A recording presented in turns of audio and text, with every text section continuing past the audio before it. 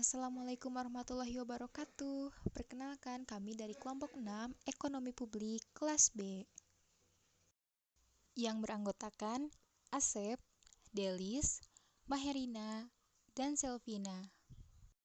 Kami akan memaparkan materi mengenai eksternalitas. Dalam kegiatan ekonomi, setiap aktivitas mempunyai keterkaitan dengan aktivitas lainnya. Eksternalitas merupakan suatu dampak atau pengaruh yang muncul dari sebuah kegiatan, di mana pengaruh tersebut akan berdampak pada pihak lain. Dampak pengaruh tersebut bisa positif ataupun negatif.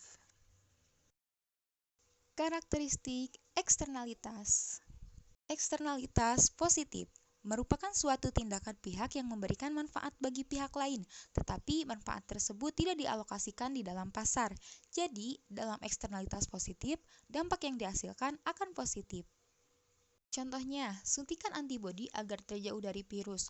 Orang yang disuntik akan menerima manfaat, selain itu orang lain akan menerima manfaat juga, yaitu tidak akan tertular penyakit jika berdekatan dengan orang yang telah disuntik antibodi tadi. Eksternalitas negatif adalah biaya yang dikenakan pada orang lain di luar sistem pasar sebagai produk dari kegiatan produktif. Pada intinya, eksternalitas negatif ini bersifat negatif dan berdampak yang buruk bagi aktivitas atau orang lain. Misalnya saja, pabrik tekstil yang mencemari lingkungan, terutama pembuangan limbah ke sungai yang dapat merusak lingkungan sekaligus mengganggu terhadap kehidupan masyarakat sekitar karena sungai yang tercemar akan membawa banyak penyakit bagi orang-orang. Faktor-faktor penyebab eksternalitas pada dasarnya timbul karena aktivitas manusia yang tidak dapat mengikuti prinsip-prinsip ekonomi yang berwawasan lingkungan. Yang pertama ada keberadaan barang publik. Satu-satunya mekanisme yang membedakan adalah dengan menetapkan harga terhadap barang publik tersebut menjadi barang privat, sehingga benefit dari harga itu bisa dipakai untuk mengendalikan kualitas lingkungan itu sendiri. Kedua, ada sumber daya bersama. Pemanfaatan sumber daya akan mengurangi peluang orang lain untuk melakukan hal yang sama. Jadi, untuk sumber daya bersama ini, pemerintah harus mempertimbangkan seberapa efisien pemanfaatannya. Yang ketiga, ada ketidaksempurnaan pasar.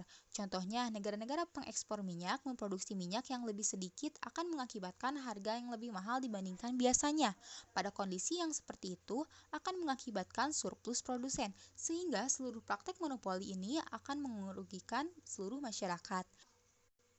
Yang keempat, ada kegagalan pemerintah. Pada kegagalan pemerintah, banyak diakibatkan oleh tarikan kepentingan pemerintah itu sendiri atau kelompok tertentu yang tidak mendorong efisiensi. Kelompok ini memanfaatkan pemerintah untuk mencari keuntungan melalui proses politik. Implikasi eksternalitas. Contoh eksternalitas negatif dalam kehidupan sehari-hari misalnya saat ini perokok di Indonesia sangat banyak. Hal itu memang berdampak positif terhadap perekonomian. Namun, di balik itu berdampak negatif terhadap orang-orang di sekitarnya yang menghirup udara. Respon swasta terhadap eksternalitas. Solusi swasta terhadap eksternalitas yang pertama ada merger atau menggabungkan dua buah usaha merupakan suatu tindakan internalisasi. Yang kedua ada CSR, merupakan suatu tindakan perusahaan bentuk kepedulian perusahaan terhadap karyawan, konsumen, ataupun lingkungan dalam segala aspek. Yang ketiga ada penerapan nilai moral dan sanksi sosial. Contohnya swasta memberi edukasi agar masyarakat tidak buang sampah sembarangan karena akan menambah parah dampak eksternalitas jika diperlukan pengajuan sanksi apabila masih ada yang melanggarnya. Teorema Coase adalah suatu pendapat bahwa jika pihak-pihak swasta dapat melakukan tawar-menawar mengenai alokasi sumber daya tanpa harus mengeluarkan biaya, mereka dapat menyelesaikan masalah eksternalitas mereka sendirinya. Teorema ini penting untuk memahami implikasi kebijakan dari eksternalitas. Aturan hukum dan hak milik menjadi pusat dari teorema ini. Aturan ini menentukan hak para agen ekonomi dalam perekonomian, misalnya hak untuk udara tercemar dan hak untuk menikmati kesunyian. Teorema ini yang menunjukkan bahwa agen-agen ekonomi dapat mengatasi masalah eksternalitas sendiri tanpa perlu intervensi pemerintah. Respon publik terhadap eksternalitas. Yang pertama ada kebijakan rencana tata ruang wilayah atau kota. Apabila kebijakan ini dipatuhi, maka dapat meminimalkan eksternalitas negatif seperti banjir, kemacetan, dan lain-lain.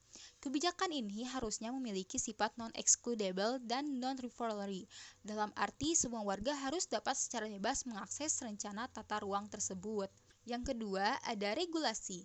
adalah tindakan mengendalikan perilaku manusia atau masyarakat dengan aturan atau pembatasan. Dengan regulasi pemerintah dapat melarang atau mewajibkan perilaku atau suatu tindakan.